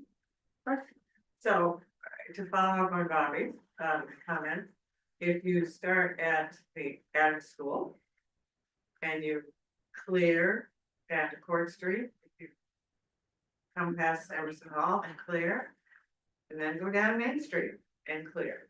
I think that is the minimum. School Street in front of the library. Yeah. Court Street, both sides. Both sides, one side? Both, okay, and then Main Street. Down or up and down? Well, the kids Up or walk down? down. Cause the kids walk every day, down, every day. yeah, I would So, say okay. starting with going down, okay. just, that's a start. You wouldn't do Pleasant Street, isn't that where they put the new pathway for the students? You wouldn't work, I mean, I think what you just suggested is a great way Well, to do it. And Pleasant Street has sidewalks. Town pay to do that? On Pleasant Street, at least on the campus, our public works department, like, for example, was out yesterday with their tractors clearing the sidewalks all day, you know, up and down pretty much probably, I think, from like the football field, you know, back up to Battle Lab, and they were along with all the campus pathways that we have, so. So the doctor can get to the hospital. What's that? The doctor can get out of her house to the hospital. No, I'm joking. Oh, okay. So, But we don't do Pleasant past Court. No. Can we? For the students. I don't think it, I know he doesn't own that But property. the town doesn't do Pleasant past Court, so, and Oh, Pleasant past Court, and then Pleasant down around the corner. That Right, sidewalk there's between sidewalk there. Court and Perkins, What was that, Brooke? the sidewalk between, on Pleasant Street between Court and Perkins. It's on the opposite side. Well, it's on, Broad side. Yeah. But it's not in very good condition. So I don't know, depending upon what machinery the person is using, how. I thought some of those were just replaced this summer. that, on the other side, there's no sidewalk on the right-hand side, and I will say, whenever I'm down there, the kids are always walking on the non-sidewalk side a lot of I'm times. just walking through town, Derek here. You should ask. Brock says he's seen him use the sidewalk. Do they walk on the sidewalk? Pardon me? Do the kids walk on the sidewalk? Rarely, but more than I thought. They walk on the other side. Yeah, they just Yeah. walk in the street. They walk Yeah. at the street. They all walk in the street. Cause I. But also, just to add on to that, I mean, like, whether you do Perkins, you know, the spot we're talking about, the new sidewalk or not, you still have from Perkins down to TNC and beyond, that's on the road. So, you know, I mean, maybe some is better than none, I don't know, but to what Derek was just saying, like, they, even when it's, you know, a nice day, they're not using the sidewalk, they're on the streets. What if you started with what Brooke and Bobby said? Or all that down, and you could always expand, but at least do something. I can only say that I spent the last week in many places between New York City and here an hour ago in the snow, and I haven't been to any town where they didn't clear the sidewalks by the stores. I mean, I like to walk, so I can't think of a place I stopped in New York, Connecticut, Massachusetts, or Maine, except here where they don't clear by the, now, I don't know who did it, but you walk down the street and it's clear. I'll just add that I'm not trying to make excuses and I'm not trying to be a Debbie Downer, but it's one of those topics that people should be aware of and as well as on everybody's mind when you're trying to plan for something like this, that we're a small town and we have a 2-man public works crew. That makes it very difficult logistically wise. I mean, I can tell you, depending on when storms hit, our public works crew, they alternate a lot of the times now that we finally do have 2 people working. And like Joe Spinzola worked 11 hours yesterday. Now he's gonna be taking some time off this week. And if there's another storm that comes in, which doesn't look like that's gonna happen, but then you're down to 1 person. So just everybody needs to keep that in mind that it's hard to pull that stuff off on occasion. Yeah, I don't think they're gonna get done like within 24 hours. It will be sometime when they can get to it And that you got week. trash pickup Right. on some of those days and cycling on some, I mean, there's other things, I mean, Could you logistically, bring in wise, a different person just for that particular purpose? not my call, I don't. Mark? That costs not, Really budget. I'm just throwing it out there. I thought Scott's suggestion of contracting it out and having the town pay for it's sensible. Yeah, I agree, that makes sense. Depending on how much that will be, I tried to get the sidewalks once in Naples, Maine, just so you know, which was about 1,000 feet. 1,500 feet, they wanted like $100,000 for it because they had to deal with all the snow removal. So not only was it plowed, and those were sizable sidewalks, you could put a skid steer or something. These ones here, you're gonna need a narrow snow blower or this other thing that I saw that might fit on our sidewalks. But definitely it may be expensive for a private guy to do. I was against that sidewalk on the left-hand side of the road going down towards the ship from Perkins Street that we spent a fortune on.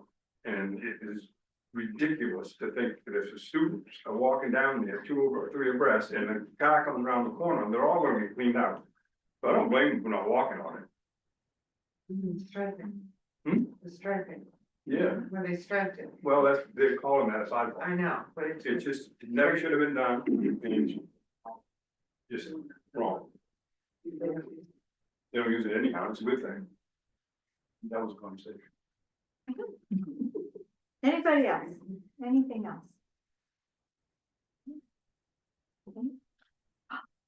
Thank you all for being here.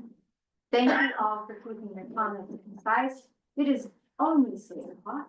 Yeah. I did well.